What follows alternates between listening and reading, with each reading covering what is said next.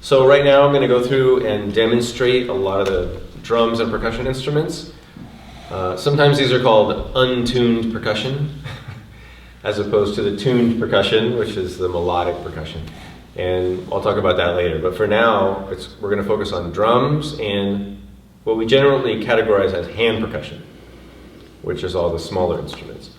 So we'll get right into it. So this is an instrument that a lot of you know about. This is called a djembe. In some countries it's called other things. In Guinea, in the Susu language, they call it sambani. But we all know it as djembe. And it's West African. It's from basically the descendants of the Mali Empire, which are now split between the countries of Guinea and Mali, primarily. So it comes from that area of the bulge of Africa, kind of on the southern border, from the coast and then inland. And those are really the originators of this drum. And this drum, the drum gets its shape from being a mortar. And it's a large mortar. And just imagine this drum without the head on it, or without the ropes, and a solid base. And you can imagine people pounding rice or millet and making flour and pounding grain. So that's what this drum was. It was a large mortar.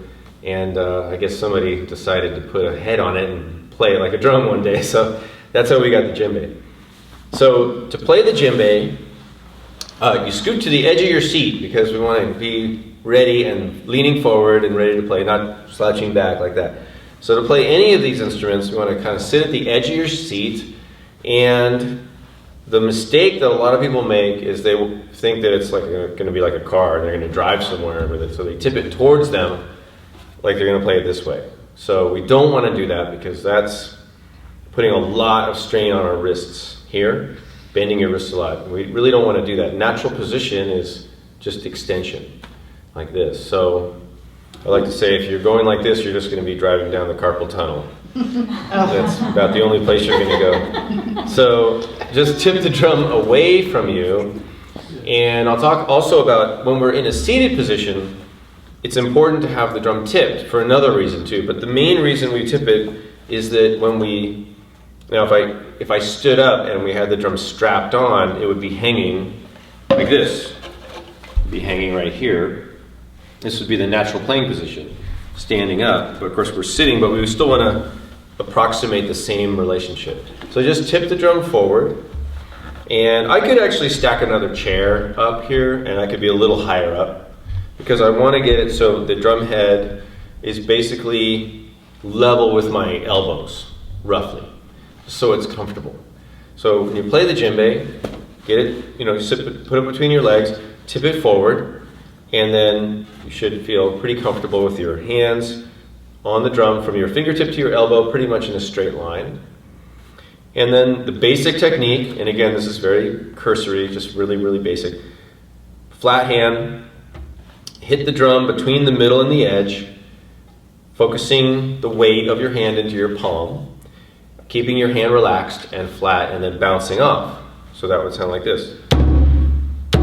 Like this.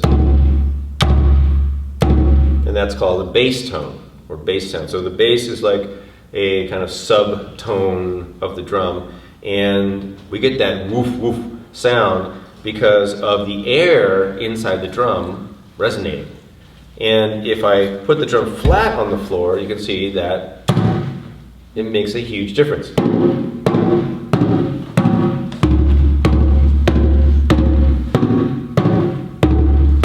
Okay, so there's no resonance with the drum flat. So that's the other reason we want to tip it.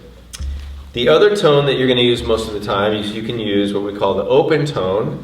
And to play the open tone, you start off in the bass position, and then you want to get your thumb out of the way. So drag your hand back with your thumb till your palm comes off the drum, but your fingers stay on the drum.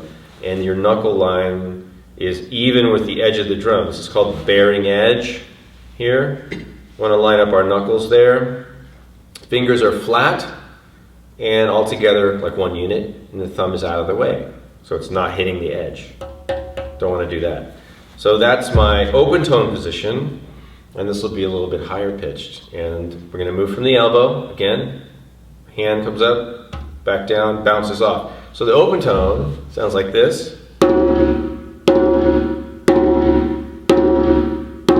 And you notice the sound is really dry and it's piercing. It's got a nice sound. It should be short. The djembe, you want to have it really tuned up high. Sound should be short. It should be dry. It should not have a lot of ring or after rings or overtones. So this is a nice djembe sound. So you have bass. And remember, the bass is hitting between the middle and the edge, not in the middle. The middle is a dead spot. You get more sound in between. Open tone is our middle sound, and that's flat fingers.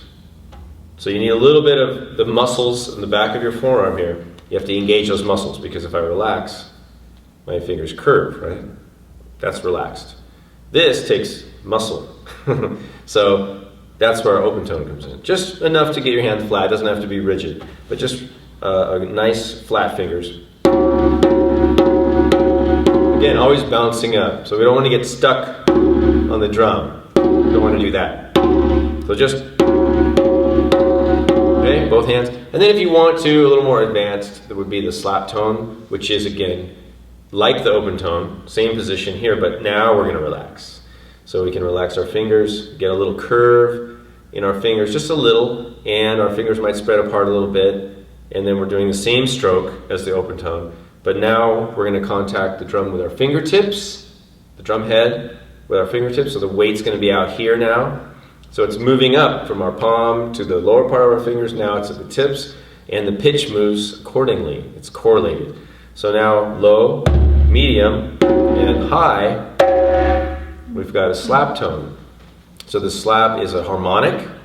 It's dividing up the head, similar to how you might put your finger lightly on a guitar string, say in the middle, and you pluck it and it's an octave higher or a quarter of the way down. It could be 2 octaves higher, something like that. So it makes the head vibrate in a more complex way. And then we get this other tone called the slap tone. So that's like this.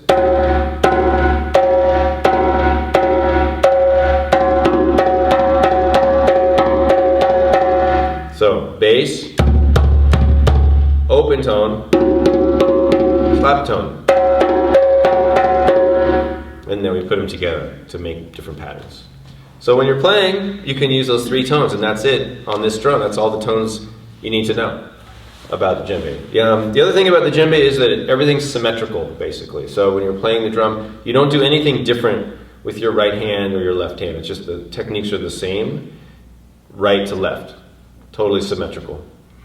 And that brings us to the next drum, which is a little bit different, but related, and that is the conga drum. The conga drum is an Afro-Cuban drum from the Caribbean, from Cuba, Puerto Rico, and the Caribbean. And it's completely different. It comes from a barrel, not from a mortar. It comes from a barrel. It's made with staves, as opposed to the djembe, which is carved out of a single piece of wood. The conga is made of slats of wood that have been steamed and bent and glued together. And this conga drum has feet on it, which is not traditional, but this is a classroom instrument or recreational instruments made for people to be able to sit it down in front of them flat and still have it raised up off the ground. So the sound can be more resonant and it doesn't tip over as easy, because the conga is tapered down, whereas the djembe is made to stand up because it was a kitchen tool, right? You needed to pound the grain, not have it fall over. So the base of the djembe is flared out, whereas the base of the conga drum is tapering in. So the feet on this drum, this is called the Sienta conga, made by Parapole, and it has these feet. So the feet are not a common feature, but it's a nice feature to have. And this conga drum is also a little bit smaller than your average, like professional conga model.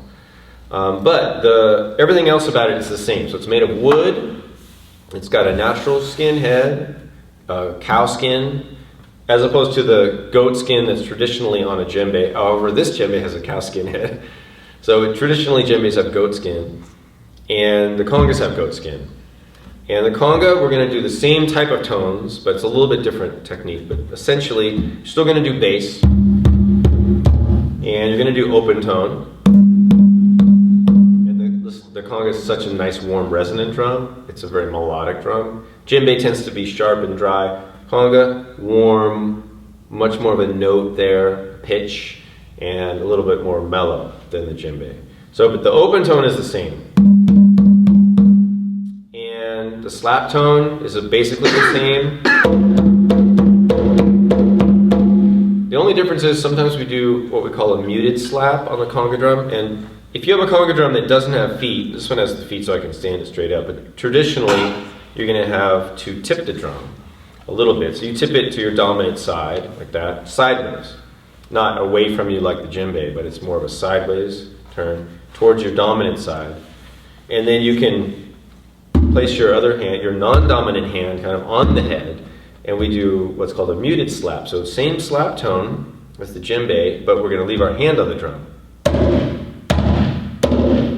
Like that. And this drum is tuned pretty low, so I'm not getting a really sharp slap sound, but that's the basic technique.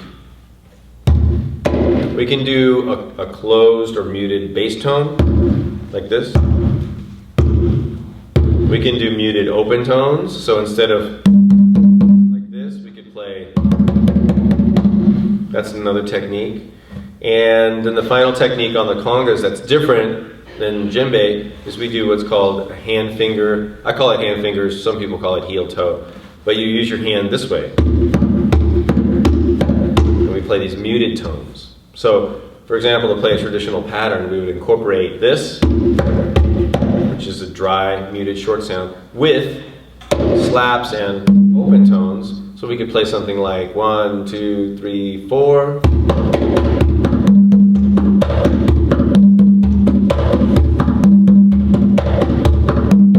Something like that. That's a really real typical conga pattern. But I love the conga drums. It's really nice and they're melodic, and we can have several congas and they all have different notes, so you end up with melodies, and it's just really nice warm drum sound. A little bit heavier than the djembes, but not by much, and you can get sets of them, and it's really great to play the conga drum. Related to both of these drums is this drum. This is a modern style drum. This is a flex drum, but this shape we generally call it a shiko. Or if it's a West African, related to West African drumming, we might call it an ashiko drum. Although an ashiko like this is really an American style drum. They don't really play drums like this in Africa. But they do play drums with this shape in Brazil, and those are called chimbal. A traditional chimbal is going to be bigger than this, but the basic shape, the idea, the sound of the drum, thin plastic head, it's going to be like Brazilian chimbal drum. This is a hybrid drum. The nice feature of this drum is it's super light, and then the head comes right off, and you can stack them like I have here. So here's 3 stacked up, and it weighs almost nothing. Very light and very convenient, and then you pop the head on, you just line it up and press it on. It just takes a second, and then we're playing. So we have bass. With the bass on here, I would play with my palm, with my fingers together, not like a djembe so much, but you could still do that. But basically, like that, and then you could play edge tones with your fingertips. So the technique on here is a little bit like the technique on a drum called the darbuka, which I'm going to show in a second. I don't know where my darbuka is, but that's an Arab drum that's coming up. Ah, thank you, Jim. Yeah, thank you. So techniques on the flex drum, the small chimbal would be like the technique on the darbuka. But here's another trick that I learned, which is if you want to hold the flex drum without carrying the weight, you put your foot on the strap, and then you can hang it over your thigh, and it basically holds all the weight of the drum. So that's what I would recommend doing, and then you can just kind of hold it really comfortably like that, and it won't go anywhere. And then you can play it that, you can play, you can also play with, playing around with maybe putting your hand in the middle, or your thumb, make a higher sound, something like that, all kinds of different things. Play with your thumbs like this, fingers, whatever you want to do. Okay, so that's the flex. So let's go to